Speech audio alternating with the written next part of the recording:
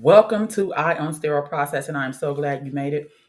Real quick, before you even get your day started or at the end of your day, wherever you are in this process, I want to talk about, not just talk about, but give you tips on maybe some creative things you can think about as far as dealing with the shortage in sterile processing. Now, as you know, it's not just sterile processing that's dealing with shortage. They're dealing with shortages in other industries as well. So it's not unique. And sometimes we have to look to those other industries to maybe find out how can we get creative in our own industry. So if you have any tips or ideas, you can always hit me up on ionspd@gmail.com and let me know what you think, because I can share this information with everyone and it can help me out as well. Okay, so it's always an emergency. I always feel like when we're critically low on staff, it is an emergency because it's a patient safety issue, as most of you know.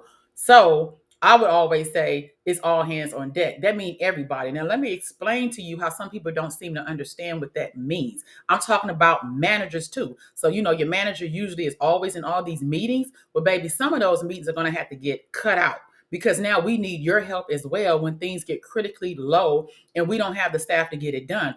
One tech, two techs, or whatever only can do so much. So now we need the managers. Now, some managers either haven't been out there working in sterile processing as a tech before in a long time, and maybe they are uncomfortable. So don't be staring down your manager trying to see, oh my God, he didn't know to put this there. Or, oh my Lord, he forgot to do this or she forgot to do that.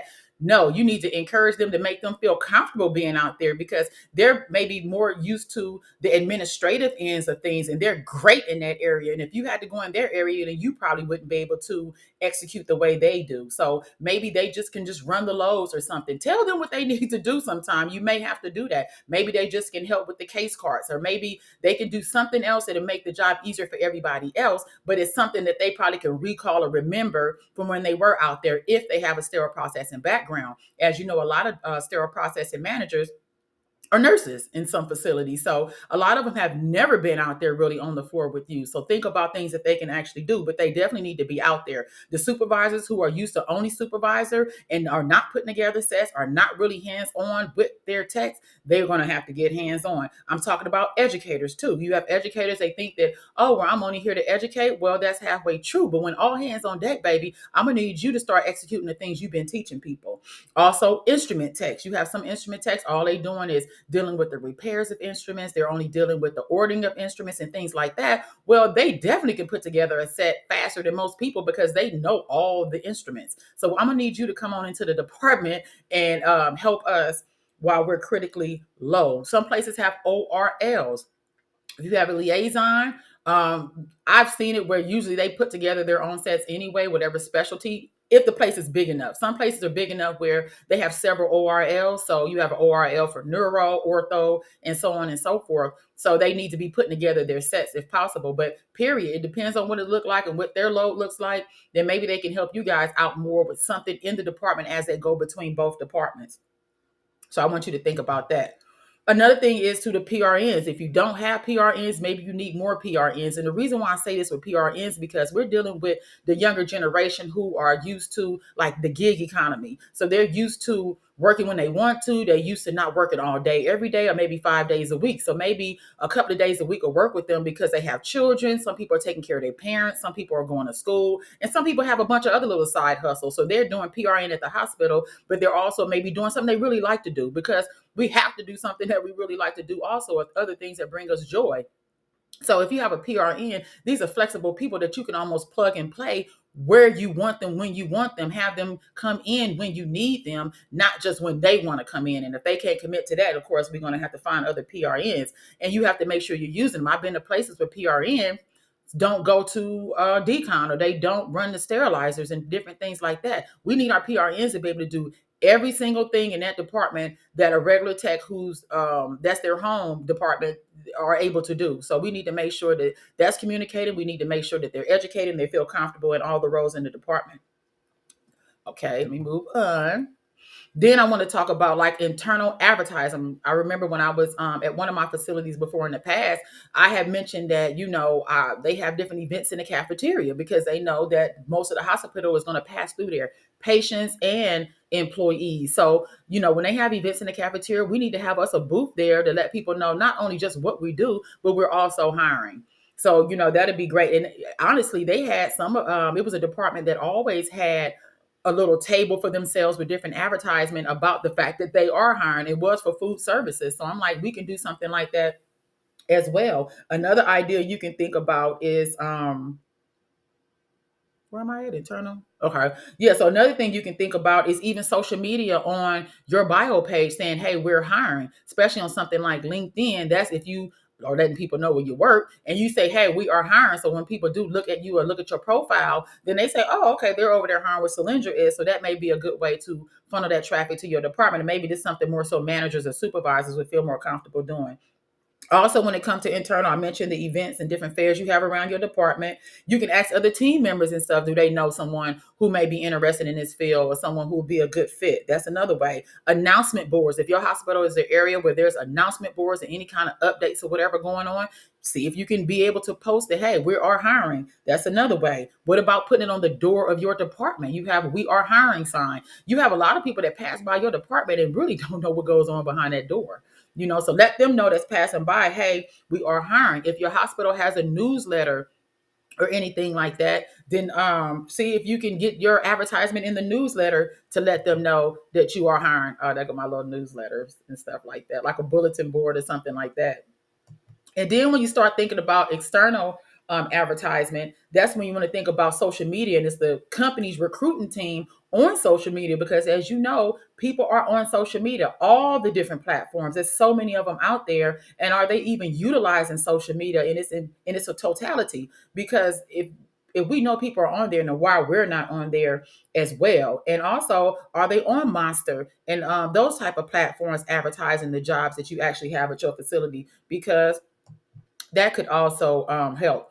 The local high schools. Now, I talked about this before, and that's one way to find the younger audience, because we want all audience. But if you target a younger audience, maybe they're in high school, they're about to come out, and they have these different job fairs. Maybe you can show up for a job fair and let them know, hey, this is a possibility or opportunity for you to get into the hospital. And some places are, giving some real good training for people coming into sterile processing, so that they will be successful in the job, and then they can pivot to any other place that they may want to go to. So you can also sell that to the high school. A lot of hospitals have tuition reimbursement and have other programs that can help them move on to maybe scrubbing if they wanted to. Some of them have internal trainings for something like that. So that's a really good way to get into your community and go to the local high school and look to see. Another one I want to bring up is the local workforce work source. That's exactly how I got into sterile processing, because I had the local work source had a program for people who wanted to get in sterile processing, and they were training, and I was there. I went through the process. I ended up being a part of the program, but it all came with your local unemployment office. That's what we used to call it back in the day, but it all started with the local unemployment office. Okay.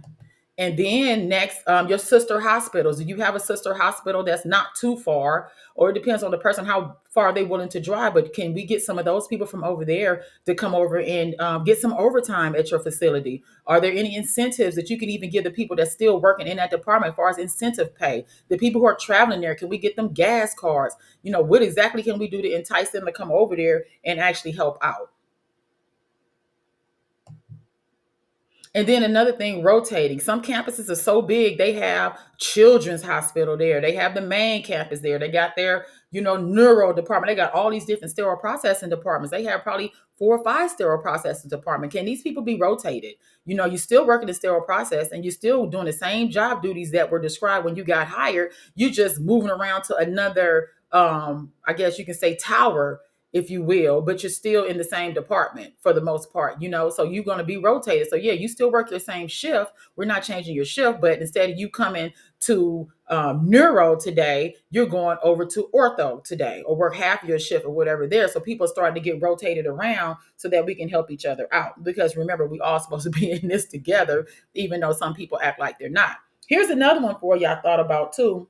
When it comes to EVS, can we have other people in other departments that maybe want to come down there and pick up some overtime as well? So they still work for the hospital and they could come in and do small tasks. So when I thought about small tasks, it depends on the size of your facility and what small tasks you guys can have them do. But I'm just going to reflect on the places I've been. Some places, baby, they have so much stuff coming out the washer and they're not privileged to have, the sterilize the washers where the door open up and it pushes out the rat, you know what I'm saying, and take it down a conveyor belt. They actually have to go in and pull this stuff out. So if you have a bunch of washers and they're constantly going off every few minutes, and you're short staffed, you're trying to run loads, the phone is ringing, you picking cases, you taking time to pull out that load, and not only pull out that load, once it cools, to put it on the rack. If you add that up throughout the day, that takes away a lot of your time. So if we can have somebody, maybe they're just dealing with unloading the wash, they could be wiping down case carts for places that don't have cart washers. Some places you have to wipe down the caskets, because you cannot send your caskets through the wash. You don't have a cart washer. You can't send them through your instrument washer, because you already are constantly running them to get instruments to the other side. Maybe they can transport items. Maybe they can deal with the sterile storage only. Once everything cool and it needs to go to sterile storage, then they can be easily trained on taking things to sterile storage so that it'll be ready for the cases. Maybe you can teach them how to build case cards. Usually that's something pretty simple to do, whether they're dealing with only the soft goods or only the instruments or both. That's up to you. But that's another way that you can take that edge off of you and then give somebody else an opportunity to earn some overtime, and then they may become interested in it, what we do. And a lot of EVS people, they come through there anyway because they're cleaning our department. So you're kind of familiar with some of these people. They never even thought about the fact that they can come through there and earn some overtime. And then let's see, local events. Don't forget about the local events, whatever they are, that you can, it's appropriate for you to mention or try to recruit people for jobs or what have you. I don't know, it's a farmer's market, it could be the local job fair, it could be at some kind of community event or whatever they have going on. Can you actually show up there and let them know? Boom, boom, boom. This is the last one, and I'm gonna let you go. This is an advertisement. And when I talk about running different advertisements, I'm thinking, have you thought about this? Your local chapter. So if there's a local HSPA chapter in your city or your town or nearby, do they have a job board? Can you mention or announce that you are hiring on the local chapter job board? CBSPD also has a job board if you go to their website.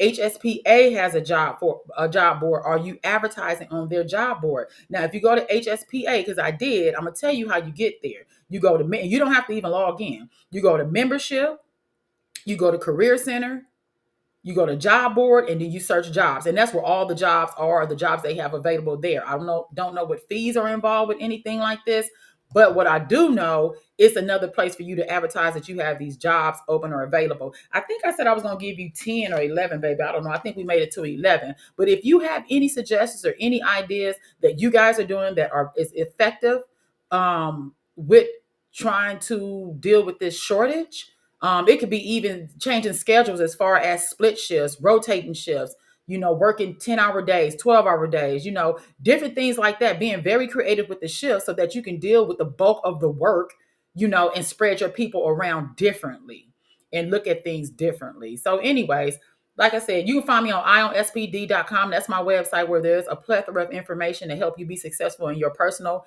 and your career development. And then Ion SPD.